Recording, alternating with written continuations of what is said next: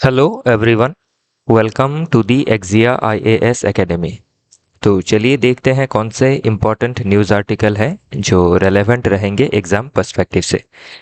तो इस डिस्कशन में मैं आपको हर आर्टिकल का समरी बताऊंगा, चीज़ों को इन शॉर्ट समझाने की कोशिश करूंगा। इसी के साथ जो डिफरेंट आइडियाज़ न्यूज़पेपर में दी गई है किस तरीके से एग्ज़ाम में इस्तेमाल हो सकती है, और न्यूज़पेपर पढ़ते हुए हम कैसे जो हमारे कोर आइडियाज़ हम पढ़ते हैं सिलेबस का, उसको उसका रिवीजन हम कर सकते हैं, वो जानने की कोशिश करेंगे।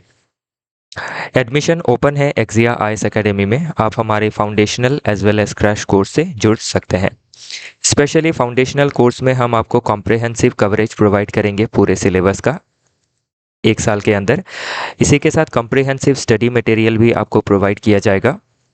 रेगुलर टेस्ट होगा बिफोर प्री एंड मेंस। जो भी गाइडेंस दिया जाएगा वो एक्सपर्ट फैकल्टी के द्वारा प्रोवाइड किया जाएगा, जिनको फर्स्ट हैंड एक्सपीरियंस है pre mains interview event selection का।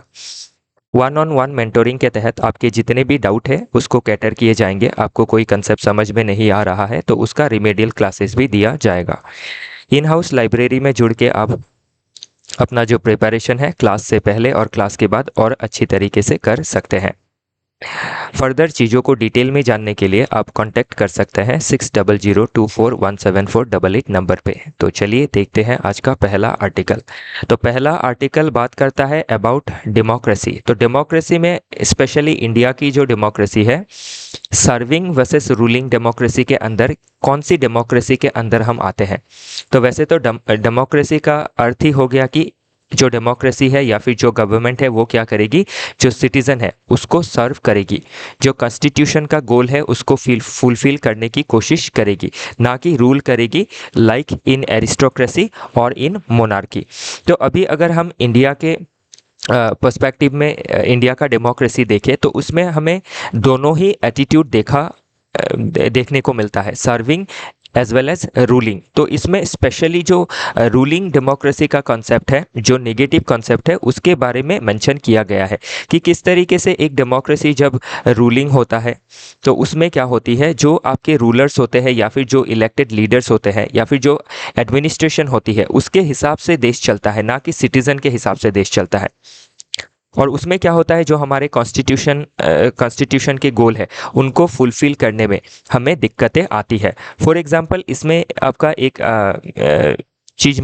बात मेंशन की गई है कि इंडिया में अगर हम देखें जो ट्रांसपेरेंसी है, कि सिटीजन का तो पूरा ट्रांसपेरेंसी है लेकिन गवर्नमेंट की ट्रांसपेरेंसी कम है। फॉर एग्जांपल अभी आप अगर देखें तो इसमें जैसे आरटीआई है, राइट टू इंफॉर्मेशन एक्ट है, जिसके तहत क्या है, हर सिटीजन को इंफॉर्मेशन मिलना ज़रूरी है ताकि जो भी फंक्शनिंग है डेमोक्रेसी में, एडमिनिस्ट्रेशन की जो फंक्शनिंग है, जो गवर्नेंस है, उसके ऊपर लोगों को इंफॉर्मेशन मिल सके। तो उससे लोग क्या करेंगे, पार्टिसिपेशन करेंगे, ओके, गवर्नमेंट को डायरेक्शन देंगे या फिर गवर्नमेंट को अकाउंटेबल ठहराएंगे। लेकिन देखा जाता है कि हम जितने इन्फॉर्मेशन गवर्नमेंट से कलेक्ट नहीं करते हैं अंडर आरटीआई एक्ट, उससे ज़्यादा इन्फॉर्मेशन हमारे बारे में गवर्नमेंट के पास है थ्रू डिफरेंट चैनल, लाइक अभी आधार हो, पान कार्ड हो, बैंक अकाउंट का डिटेल्स हो, ओके, या फिर एजुकेशनल डिटेल्स हो। हर डिटेल्स क्या है, एडमिनिस्ट्रेशन के पास, गवर्नमेंट के पास है। लेकिन जब इन अ डेमोक्रेसी जब सिटीजन जो डेटा चाहती है गवर्नमेंट से, वो हमें कभी समय पे मिल नहीं पाता है, डिले हो जाता है या फिर रिजेक्ट कर दिया जाता है आपका इसका प्रीटेक्स्ट में कि ये सोवरेनिटी, इंटीग्रिटी या फिर नेशनल इंटरेस्ट के हित में नहीं है। तो वो चीज़ें इस पैराग्राफ में क्रिटिसाइज की गई है, ओके, कि हमारा जो आपका लीगल सिस्टम है, एडमिनिस्ट्रेशन है, वो हमें रूल कर रहा है ना कि सर्व कर रहा है। जबकि डेमोक्रेसी का मेन जो आपका प्रिंसिपल है वो क्या है, to serve the citizen, okay. तो उस लाइन में इस जगह पे क्रिटिसाइज किया गया है। सेकेंडली इसमें आपका गवर्नमेंट ने जो डिफरेंट स्कीम ली है, ओके, जैसे आपके लाइक सिंगल विंडो पॉलिसी लिया है, लेकिन इसके बाद भी क्या है, ऐसे बहुत सारी कंप्लाइंसेस है जिसके वजह से क्या होता है, सिंगल विंडो होने के बाद भी हमें जो फैसिलिटीज़, जो सर्विस गवर्नमेंट से मिलनी चाहिए वो समय पे नहीं मिल पाती है। फॉर एग्जांपल अभी आपका सपोज एक लाइसेंस बनवाना है या फिर आपका कोई डॉक्यूमेंट्स आपको बनवाना है, जैसे कास्ट सर्टिफिकेट ही हो गया, तो उसके लिए क्या है, बहुत ज़्यादा मशक्क़त करनी पड़ती है, बहुत सारे आपके रूल्स रेगुलेशंस के तहत जाने पड़ते हैं, जिससे क्या होता है, ऐसा लगता है कि आपका जो गवर्नमेंट है वो हमें सर्व नहीं कर रही है, हमारे ऊपर रूल कर रही है। इसी के साथ अगर हम बिजनेस के सेगमेंट में देखें, हमारे देश की अगर इकोनॉमी या अर्थव्यवस्था के सेगमेंट से देखें, तो हमारे जो एंटरप्रेन्योर्स होते हैं, जो आपके बिजनेसमैन होते हैं, उनको इस तरीके से ट्रीट किया जाता है, treats entrepreneurs as selfish people who must be control. तो इस तरीके से बिजनेसेस को क्या किया जाता है, कंट्रोल किया जाता है। डिफरेंट ऐसे लॉज बनाए गए हैं जिससे क्या है, बिजनेसमैन को या फिर एंटरप्रेन्योर्स को क्रिमिनलाइज भी किया जा सकता है। ओके, क्रिमिनल लॉ के तहत उनको बुक भी किया जा सकता है। तो इससे ये पता चलता है कि जिस डेमोक्रेसी में ओके एक सर्विंग वाला एटीट्यूड होना चाहिए, उसमें हमें रूलिंग वाला एटीट्यूड दिख रहा है। इसी के साथ जैसे ओवर रेगुलेशन होना, ब्यूरोक्रेटिक रेड टेपिज्म होना, ओके चीज़ें फाइलों में बंद पड़ी रहना, सालों तक काम ना होना, तो इस तरीके के जो चीज़ें होती है वो रूलिंग डेमोक्रेसी को दर्शाती है, ना कि सर्विंग डेमोक्रेसी को। तो अगर हमें आत्मनिर्भर बनना है, विकसित भारत बनना है बाय 2047, तो हमारा डेमोक्रेसी में जो सर्विंग एटीट्यूड है उसको डेवलप करना पड़ेगा। तो इसमें एटीट्यूड के बारे में भी कहा गया है कि हमें हमारे पीपल को, हमारे सिटीजन को एज अ क्लाइंट देखना पड़ेगा और उनको सर्व करना पड़ेगा, ना कि सिर्फ आपका सब्जेक्टेड टू एडमिनिस्ट्रेशन रखना पड़ेगा। ओके, तो ये जो आपका आर्टिकल है, इसमें डेमोक्रेसी रिलेटेड कोई क्वेश्चन बनता है तो आप फॉर एग्जांपल ऐसे में, तो इन आइडियाज़ को आप उसमें मेंशन कर सकते हैं। ओके, और इसके साथ ये भी कहा गया है कि हमारे देश में बहुत सारे आपके ऐसे भी गिने चुने लीडर रहे हैं जिन्होंने क्या किया है, आपकी रूलिंग डेमोक्रेसी की जगह सर्विंग डेमोक्रेसी को अपनाया है। जैसे टी.एन. सेशन जी के बारे में मेंशन किया है, इलेक्शन कमिश्नर। ओके, फिर फील्ड मार्शल सैम मानेकशॉ जी के बारे में मेंशन किया है। ओके, और इसी के साथ आपका इसमें ये भी चीज़ें मेंशन की है कि जो सेंटर स्टेट के बीच में एक कन्फ्लिक्ट होता है, वो कन्फ्लिक्ट को भी अवॉइड करना ज़रूरी है। सेंटर स्टेट क्यों कन्फ्लिक्ट करते हैं, क्यों एक पावर टसल में रहते हैं? क्या उनको पावर टसल के लिए रखा गया है या फिर आपके सर्व करने के लिए रखा गया है to people in our democracy? Okay, तो इसीलिए गवर्नमेंट का जो एटीट्यूड है वो हमेशा क्या रहना चाहिए, कॉन्स्टिट्यूशन के प्रति दायबद्ध रहना चाहिए। और जो we the people of India है कि कॉन्स्टिट्यूशन पीपल का है, फिर आपकी जो गवर्नमेंट है उसको भी चुनी गई है by people, means popular sovereignty हमारे देश में है। तो जो गवर्नमेंट फॉर्म हुई है, रिप्रेजेंटेटिव गवर्नमेंट फॉर 5 ईयर्स, तो उनको क्या करना है, रूल करने की जगह सर्व करना ज़रूरी है। ओके, बाकी जो इसका एक्सप्लेनेशन है इसमें दिया गया है, इसको आप एक बार पढ़ लीजिएगा। ओके, इसी के साथ जन विश्वास बिल लाया गया है ताकि क्या की जा सके, आपकी जो अननेसेसरी लॉ है उसको कम की जा सके। तो ये सब चीज़ें पूछी जा सकती है। फिर ईज ऑफ डूइंग बिजनेस लाने की कोशिश की जा रही है बाय सिंगल विंडो क्लियरेंस, लेकिन अभी भी ये फुल फ्लेजेड इम्प्लीमेंट नहीं हुआ है इन डिफरेंट सेगमेंट। ओके, फिर जन सेवा जो एटीट्यूड है, या फिर सेवोत्तम मॉडल करके हम एक पढ़ते हैं आपके गवर्नेंस में, कि उत्तम सेवा को प्रोवाइड करना है टू आवर सिटीजन। ओके, चलिए आगे देखते हैं। नेक्स्ट आर्टिकल बात करता है रिफॉर्मिंग द स्टील फ्रेम। तो अभी मुद्दा क्या है, अभी जो हमने देखा कि हमारे देश में क्या है, एक आपका रूलिंग एटीट्यूड देखा जाता है in our democracy, not serving attitude.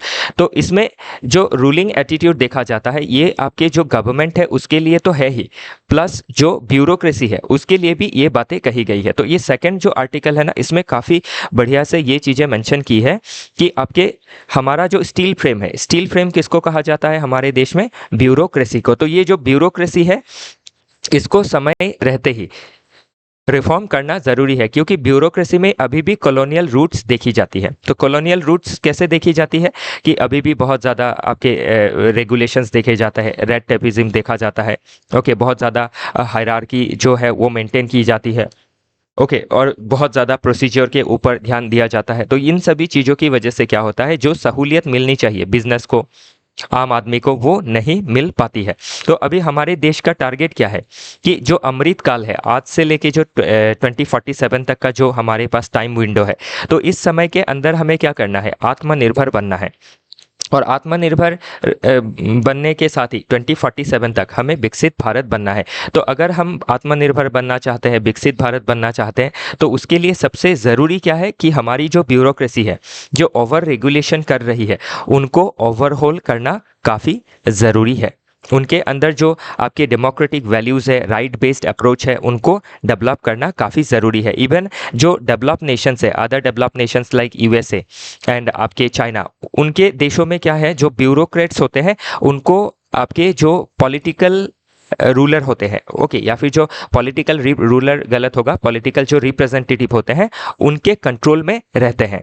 तो हमारे देश में जो कंट्रोल है वो काफ़ी लैक्स है compare to USA and China. तो इसमें हम क्या कर सकते हैं, ग्लोबल बेस्ट प्रैक्टिसेस को फॉलो कर सकते हैं कि हमारे ब्यूरोक्रेसी को क्या करना ज़रूरी है, ओवरहॉलिंग करना ज़रूरी है, रिजुविनेट करना ज़रूरी है, ताकि हम क्या कर सके, जो आत्मनिर्भर भारत का गोल है उसको फुलफिल करके बाय 2047 विकसित भारत बन सके। क्योंकि अभी अगर ज़्यादा आपका ब्यूरोक्रेटिक, इसमें ब्यूरोक्रेसी और जो रेगुलेटरी बॉडी है इंक्लूडिंग जुडिशरी को आपका रिफॉर्म के बारे में कहा गया है। तो जो रेगुलेटरी बॉडी है ओवर रेगुलेट करती है, जिसके वजह से क्या होता है, बिजनेसेस ग्रो नहीं कर पाती है, एमएसएमई आपकी डॉर्फ रह जाती है, ओके, जो आपके रिफॉर्म्स आने होते हैं वो नहीं आते हैं। तो इन सभी चीज़ों को दूर करना ज़रूरी रहेगा टू बिकम विकसित भारत बाय 2047। तो इसमें पहला अमृतकाल, दूसरा अमृतकाल के अंदर आत्मनिर्भर भारत बनना, तीसरा आत्मनिर्भर भारत बनते ही हम विकसित भारत बन पाएंगे बाय 2047। लेकिन हम नहीं बन पाएंगे, क्यों? अगर हमारे ब्यूरोक्रेसी, रेगुलेटरी बॉडी और जुडिशरी में चेंजेस नहीं आया तो ओके, तो वो सभी चीज़ें ज़रूरी है। और इसमें ध्यान रखिएगा, आत्मनिर्भर अगर कहें तो आत्मनिर्भरता में हमें सिर्फ आपके जो लाइक टेक्नोलॉजी में आत्मनिर्भर बनना या फिर डिफरेंट सेगमेंट में आत्मनिर्भर बनने की बात तो कही गई है। इसी के साथ क्या है, हमें अपने जो लाइक हमारी जो मेंटल रेवोल्यूशन है उसको भी लानी ज़रूरी है। हमारे अंदर जो कॉलोनियल एटीट्यूड है, जो कॉलोनियल माइंडसेट है, उसको त्यागना भी ज़रूरी है। और अपने सहूलियत के हिसाब से हमें जो आपके टेक्नोलॉजी है उसमें डेवलपमेंट करना, देन जो डीप टेक है like quantum computing, robotics, blockchain technologies, genetics, bio engineering, इन सभी फील्ड में भी आगे बढ़ना ज़रूरी है। लेकिन आगे बढ़ने के लिए जो रोड ब्लॉक्स है उनको हमें ओवरहॉल करने ज़रूरी है, रिजुविनेट करने ज़रूरी है। जो रेगुलेटर की तरह काम करते हैं उनको फैसिलिटेटर बनाना है कि वो फैसिलिटेट करे ताकि हम डेवलप नेशन बन सके बाय 2047। अगला आर्टिकल बात करता है द नेसेसिटी ऑफ ब्रिजेस। तो अभी इसमें नेसेसिटी ऑफ ब्रिजेस में स्पेशली किस चीज़ की बात की गई है कि हमारे देश में जो इंक्रीजिंग पोलराइजेशन हो रहा है, ओके, जो ग्रोइंग कम्युनल टेंशन है between majority population and minority population, जिसके वजह से सोसाइटी में एक जो कोहियरेंस है वो ख़त्म होता जा रहा है, जो सोशल डिस्ट्रस्ट है वो कम होता जा रहा है, जो सोशल कॉन्फिडेंस है वो टूटती जा रही है, जो आपके डिफरेंट माइनॉरिटी कम्युनिटी है उनके स्टेट इंस्टीट्यूशन से भरोसा उठता जा रहा है। तो ये अगर इस तरीके से चलता रहा तो इसमें क्या होगा, जो हमारी सोसाइटी है वो बिखर जाएगी, सोसाइटी में सोशल ट्रस्ट नहीं रहेगा, सोशल बॉन्डिंग खराब हो जाएगी। और अगर देश के जो आम जनसाधारण है, जो देश को रिप्रेजेंट करते हैं, अगर उनके बीच में आपका यूनिटी नहीं रहा, आपका कोहियरेंस नहीं रहा, आपकी सोसाइटी में कॉन्फिडेंस नहीं रही, तो हम देश को आगे नहीं बढ़ा सकते हैं। और देश में जो सिक्योरिटी है, जो आपकी ग्रोथ है, जो डेवलपमेंट है, उसको अचीव नहीं कर सकते हैं। तो इसमें सजेशन दिया गया है कि जो गवर्नमेंट के इंस्टीट्यूशन है उनको आपके पार्शियल डिसीजन मेकिंग नहीं करने हैं, वो चाहे आपके पुलिस हो या फिर ब्यूरोक्रेसी हो या फिर गवर्नमेंट हो या फिर जुडिशरी हो, इन सभी को क्या करना है, आपके देश का हित के लिए सभी सिटीजन्स को आर्टिकल 14 के तहत इक्वली देखना है, आर्टिकल 21 के तहत इनका जो डिग्निटी है उसको प्रोटेक्ट करना है। तो वो सभी चीज़ें इसमें मेंशन की गई है। और सेकेंडली, सिटीजन के ऊपर, सिविल सोसाइटी के ऊपर भी कुछ आपके रेस्पॉन्सिबिलिटीज रखे गए हैं, लाइक इंटर कम्युनिटी डायलॉग होना, इंटर कम्युनिटी कॉन्फिडेंस बिल्डिंग करना, इंटर कम्युनिटी जो डिफरेंट फेस्टिवल है उसको इंटर कम्युनिटी तरीके से क्या करना, ऑब्जर्व करना, कि होली है, दिवाली है, ईद है, आपके क्रिसमस है, तो इनमें क्या करना है, डिफरेंट कम्युनिटी को एक साथ आके इन सभी चीज़ों को ऑब्जर्व करना है, ताकि हम क्या कर सके, एक दूसरे के साथ कोहियरेंस मेंटेन कर सके, कॉन्फिडेंस बिल्ड कर सके और भाईचारे के साथ, ओके, फ्रेटर्निटी के साथ हम रह सके। तो ये सभी चीज़ें इसमें मेंशन की गई है। और इसी के साथ मेजॉरिटी पॉपुलेशन को भी माइनॉरिटी पॉपुलेशन के सेंटिमेंट्स का ख्याल रखना है, माइनॉरिटी पॉपुलेशंस को भी मेजॉरिटी पॉपुलेशन के सेंटिमेंट का ख्याल रखना काफ़ी ज़रूरी है। तो इसमें जो भी आइडियाज़ पुट की गई है ना, ये आपके ऐसे राइटिंग के पर्सपेक्टिव से, एथिक्स के पर्सपेक्टिव से, सोसाइटी के पर्सपेक्टिव से काफ़ी ज़रूरी रहेंगे, इंक्लूडिंग गवर्नेंस के पर्सपेक्टिव से भी। ओके, चलिए देखते हैं अगला आर्टिकल। नेक्स्ट आर्टिकल थोड़ा सा आपका जस्ट अ मिनट। ओके, तो ये आर्टिकल आपके जो हमारा समुद्रयान मिशन है, जिसके लिए आपका एक सबमर्सिबल बनाया गया है मत्स्य 6000, उसके बारे में है। तो अभी ध्यान रखिएगा, हमारे देश में स्पेस एक्सप्लोरेशन तो बहुत ज़्यादा किया गया है बाय इसरो। तो हम आज के समय पे स्पेस के बारे में जितना जानते हैं उतना हम जो डीप सी है उसके बारे में नहीं जानते हैं। तो इसीलिए अभी इंडिया ने डीप सी के एक्सप्लोरेशन के लिए कौन से आपके डिफरेंट इनिशिएटिव्स लिए हैं और ग्लोबल लेवल में कौन से इनिशिएटिव्स लिए जा चुके हैं, तो उसके बारे में एक इसमें आपकी चर्चा की गई है। ओके, तो इसमें हाल ही में क्या हुआ, अगस्त 5-6 को 2025 में आपके हमारे एक्वानॉट्स, जिस तरीके से आपके स्पेस में जो जाते हैं उनको कहते हैं एस्ट्रोनॉट्स, उसी तरीके से जो आपके ओशन में जाते हैं, ओके, ओशन एक्सप्लोर के लिए, तो उनको कहा जाता है एक्वानॉट्स। तो एक्वानॉट राजू रमेश जी और आपके जितेंद्र पॉल सिंह जी ने 4,000 मीटर, मतलब लगभग 4 किलोमीटर से 5 किलोमीटर तक आपके जो फ्रांस का जो आपका सबमर्सिबल है उसमें मिशन किया है। क्यों? ताकि हम क्या कर सके, जो हमारा मत्स्य 6000 है जिसको बनाया गया है ताकि हम डीप सी आपके एक्सप्लोरेशन कर सके, तो उसको करने से पहले आपके जो एक्सपीरियंस है उसको फ्रांस के ज़रिए लिया गया है। और जो आपका फ्रांस का सबमर्सिबल है वो है नौटाइल। ओके, तो इसके बारे में अभी क्या है, प्रीलिम्स में पूछा जा सकता है कि कौन से दो जो एक्वानॉट्स थे उन्होंने किसके मदद से आपके जो एक्सपीरियंस है उसको अचीव किया ताकि हम मत्स्य 6000 जो है उस मिशन को आगे बढ़ा सके। तो हाल ही में जैसे शुभांशु शुक्ला जी ने एक्सियम 4 मिशन में इंटरनेशनल स्पेस स्टेशन का विजिट किया था। लाइकवाइज अभी जो हमारा गगनयान मिशन है उसको सक्सेस बनाने के लिए, तो लाइकवाइज क्या किया गया है, फ्रांस की मदद से आपका सबमर्सिबल के जरिए डीप ओशन का जो एक्सपीरियंस है उसको लिया गया है ताकि हम क्या कर सके, मत्स्य 6000 के जरिए अपना खुद का मिशन को अच्छी तरीके से कंडक्ट कर सके विदाउट एनी फेलियर। तो अभी इसमें ध्यान रखिएगा, 2 एस्ट्रोनॉट्स के नाम पूछे जा सकते हैं, किसकी मदद से आपके जो मोन्यूमेंटल जर्नी है उसको अंजाम दिया गया। नेक्स्ट आपके हमारा जो सबमर्सिबल है उसका नाम क्या है, इसका आपका डेप्थ कितना है और कितने लोग इसमें जा सकते हैं, 3 लोग जा सकते हैं। ओके, और इसको किसने बनाया है, NIOT, national institute of ocean technology. जिस तरीके से इसरो आपके स्पेस सेक्टर में काम करती है उसी तरीके से है NIOT, national institute of ocean technology. Okay, तो 6000 मीटर तक मतलब 6 किलोमीटर तक। और ये कैसे किससे बना हुआ है, टाइटेनियम से बना हुआ है। कितने परसेंट जा सकते हैं, 3। तो ध्यान रखिएगा, इन फैक्ट्स को पूछा जा सकता है। और इसी के साथ डिफरेंट नेशंस का जो आपका सबमर्सिबल है उनका नाम कभी प्रीलिम्स में आ सकता है। तो इसमें जो फैक्ट मैंने मार्क की है मोस्टली प्रीलिम्स के लिहाज से इंपॉर्टेंट रहेगा और मेंस के लिहाज से क्या इंपॉर्टेंट है वो भी अभी हम चर्चा करेंगे। तो चाइना का जो है वो है जियालोंग। ओके, जो आपके 22 टन का है, 3 पर्सन इसमें जा सकते हैं। मोस्टली जितने भी आपके सबमर्सिबल है उसमें 3 लोग जा सकते हैं। तो इसको 2010 में ही बनाया गया था और इसने जो मैरियाना ट्रेंच है उसमें आपका रीच किया था अप टू 7062 मीटर तक। ओके, 7 किलोमीटर से भी ज़्यादा। फिर यूनाइटेड स्टेट्स का जो सबमर्सिबल है सबसे पुराना है, 1964 में ही बनाया गया था। 2 है एल्विन एंड DSB। ओके, तो इसने 45,000 डाइव्स अभी तक लगाए हैं इन दोनों ने ही। ओके, फिर नेक्स्ट अगर इसमें देखें तो आपका ये फ्रेंच वाला तो हमने डिस्कस किया ही ऑलरेडी। तो जो आपका इसमें नौटाइल था जिसमें 3 पर्सन जा सकते हैं, जिसको 1984 में ही डेवलप किया गया था। उसके अलावा भी फ्रेंच का और एक आपका सबमर्सिबल है विक्टर 6000। ओके, तो ये आपके 6 किलोमीटर तक जा सकता है। फिर रशिया का जो है वो है मीर सबमरीन, इसमें भी 3 पर्सन जा सकते हैं। इसको 1987 में ही डेवलप किया था। अब तक ये 6000 मीटर तक डाइव कर चुका है। फिर जापान का जो है वो है आपका सिनकाई 6500, 3 पर्सन जा सकते हैं। 1989 में ही इसको डेवलप किया था। फिर इटली का भी है ओके, उसी तरीके से आपके ये डिफरेंट नेशंस के हमने क्या देखे, जो सबमर्सिबल है उनके नाम देखे। तो अभी क्या है आपको ध्यान रखना है, क्योंकि ये नाम आपके एग्जाम में पूछे जा सकते हैं, स्पेशली प्रीलिम्स में। ओके, अभी आते हैं मेंस के लिहाज से। तो अभी मेंस के लिहाज से क्या है, जो हमारा ओशन है, जो ओशन के रिसोर्सेस है, उसको जो एक कंट्री है कितने तक आपकी क्या कर सकती है, एक्सप्लोर कर सकती है। तो उसके लिए आपके इंटरनेशनल नॉर्म है, जो कौन बनाती है, यूएन क्लॉज।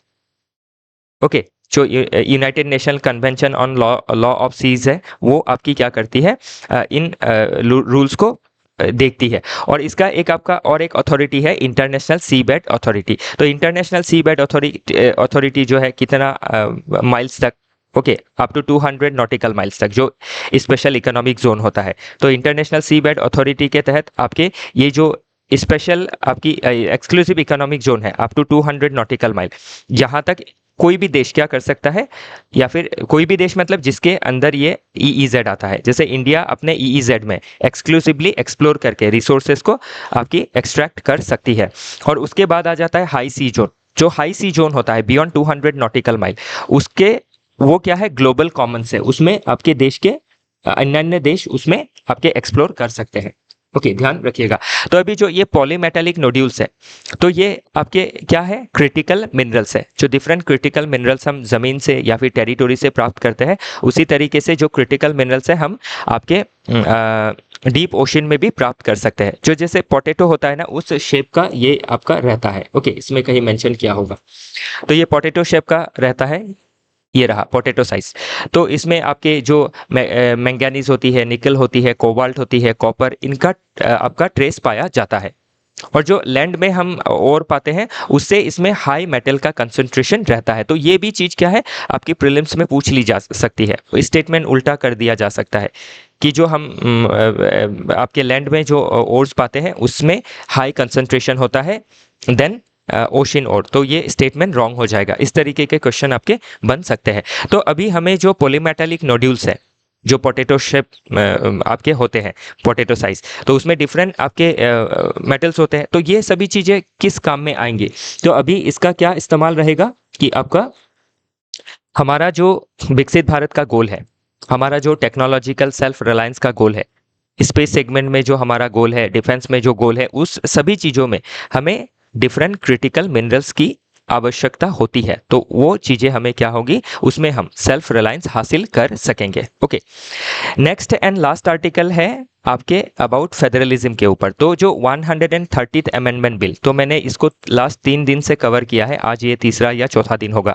तो ये आर्टिकल मैंने क्यों इसमें लिया, ये बताने के लिए कि आप जब न्यूज़पेपर पढ़ते रहेंगे ना खुद से, तो उससे क्या होगा, आपकी चीज़ें बार बार आप जब पढ़ेंगे तो रिवीजन हो जाएगा और आपके मन के अंदर चीज़ें आपकी ब्रेन में कंसोलिडेट हो जाएंगी और आप प्रीलिम्स में मिस्टेक बहुत कम करेंगे, पॉसिबिलिटी बहुत कम रहेगा, एटलीस्ट आप फाइंड आउट कर सकेंगे राइट आंसर। और मेंस में जब लिखेंगे तब आपके पास 150 से 250 वर्ड का जो हमें कमी पड़ता है एग्जाम में, वो कमी नहीं रहेगा। ओके, सो 130th अमेंडमेंट बिल, तो ये सभी न्यूज़पेपर में ही इसको क्रिटिसाइज किया गया है कि ये आपके फेडरलिज्म के ऊपर क्या है, प्रहार है। क्योंकि ये बिल के बाद आपके क्या होगा, जो ईडी है, सीबीआई है, इनको इस्तेमाल करके क्या किया जा सकता है, by central government, state government, specially जो आपके डिफरेंट पार्टी जो रूल कर रही है अदर देन सेंट्रल गवर्नमेंट, तो उनको टारगेट किया जा सकता है, जो फेडरलिज्म के लिए सही नहीं है, जो कॉन्स्टिट्यूशनल आपकी मोरालिटी, कॉन्स्टिट्यूशनल प्रिंसिपल, कॉन्स्टिट्यूशनलिज्म के